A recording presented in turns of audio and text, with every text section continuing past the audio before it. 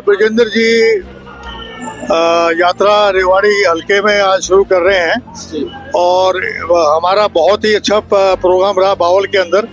तो संदेश एकता का है, भाईचारे का है और जो सरकार की खामियां हैं उसको भी उजागर कर रहे हैं। जैसे मनरेगा को समाप्त करने का काम कर दिया, 40-60 का रेशो कर दिया, जबकि स्टेट तो ये पैसा दे ही नहीं पाएगा।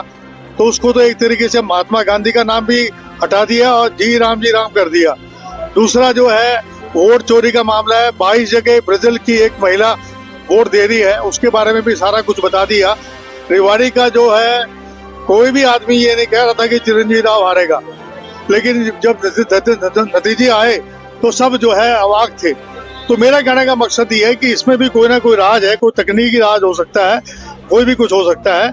दूसरा जो है जो समाज के अंदर जो विघटन हो रहा है, जो कभी कोई 80-20 की बात करता है, कोई अहीर नॉन अहीर की बात करता है, कोई जाट नॉन जाट की बात करता है, कोई पंजाबी नॉन पंजाबी की बात करता है, जो समाज के अंदर जिस तरीके से विघटन हो रहा है उसको समाप्त करने के लिए।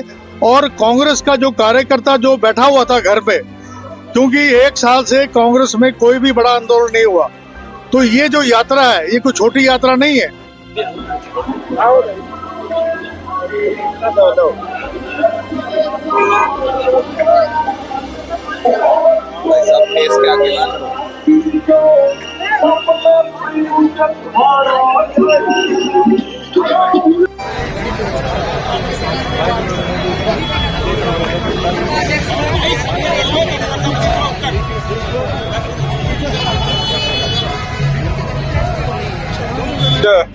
दो दिन से हम बावल विधानसभा में थे और आज रेवाड़ी विधानसभा का आज शुरुआत है यात्रा की।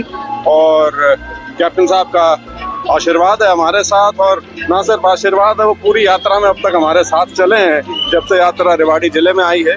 और जो लोगों से हमें यहाँ प्रेम, स्नेह और यात्रा के प्रति समर्थन मिला है, उसके लिए मैं बावल हल्के का और रेवाड़ी जिले का और सभी साथियों का मैं बहुत आभारी हूँ। सद्भाव यात्रा आखिर क्यों हरियाणा में निकाली? देखिए, हरियाणा का जो खास तौर पे जो ग्रामीण अंचल है सारा का सारा, उसका जो पूरा ताना बाना है वो 36 बिरादरी के भाईचारे पे आधारित है। और ये कोई आज का या 100 साल का नहीं है, सदियों से चला आ रहा है। और उसमें अब राजनीतिक अपना ध्येय साधने के लिए उसके अंदर एक दरार पैदा करने का एक प्रयास हो रहा है। हम ये नहीं कहते कि दरार पैदा हो गई, लेकिन प्रयास जरूर हो रहा है। और राजनीतिक तौर पे मैं यदि ये कहूँ कि उनको कुछ हद तक कामयाबी मिली है तो वो भी सही होगा। इसीलिए हम ये मानते हैं कि इस चीज़ को यदि हमें रोकना है, उसमें कांग्रेस पार्टी की एक अहम भूमिका है।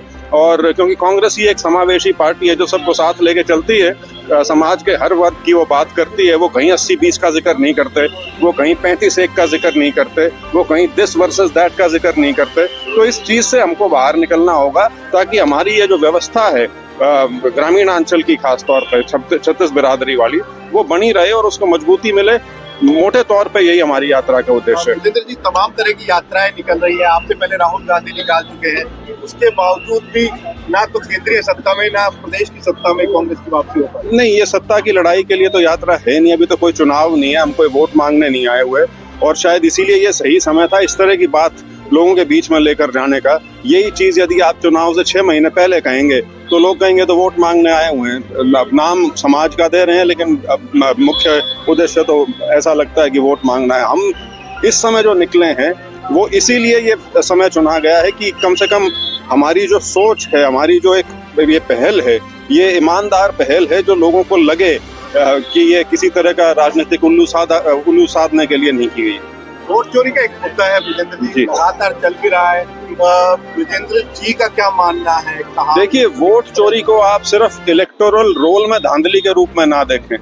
वोट चोरी जो है वो बड़े व्यापक स्तर पे हो रही है। पूरा जो इंस्टीट्यूशनल कैप्चर है, ये इलेक्शन कमीशन जिस प्रकार से बीजेपी का प्रकोष्ठ बन गया लगता है, और उसके अलावा ये सारी चीजें जो हैं, चाहे वो ईवीएम का मुद्दा हो या इलेक्टोरल रोल का मुद्दा हो या टेक्नोलॉजी के माध्यम से लोगों की वोट काटियां बढ़ाई जा सकती हैं वो हो, ये सारी चीजें अब कहीं ना कहीं लोगों के दिमाग में घर करना शुरू कर गई हैं।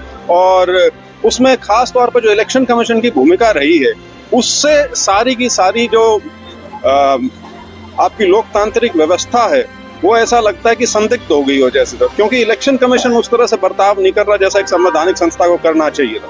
ऑपरेशन सिंदूर में भी कल भी आपने एक बयान दिया, क्या जी। है पूरा मामला? क्या, किस नजरिए से? नहीं, वो तो मैंने एक फॉरेन पॉलिसी फेलियर के नाते कहा था कि ये जो इतनी विदेश यात्राएं हुई हैं, इतने बड़े बड़े सम्मान दिए गए हैं, बहुत ऐसा एक माहौल बनाया जा रहा था कि हम पता नहीं विश्व पटल पे कितनी महान शक्ति बन के उभर चुके हैं, लेकिन जब ऑपरेशन सिंदूर हुआ उस समय एक भी देश दुनिया का हमारे साथ खड़ा नहीं मिला, एक भी देश।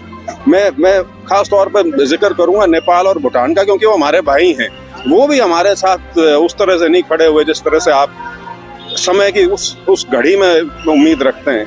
तो उस नाते ये था कि फॉरेन पॉलिसी के स्तर पे तो बिल्कुल फेलियर हो गया। 11 साल में जो अमेरिका को लगातार जिस प्रकार से उनको रिझाने का एक प्रयास चल रहा था और उसने आपको दुत्कार दिया बिल्कुल ऐन मौके पे आके,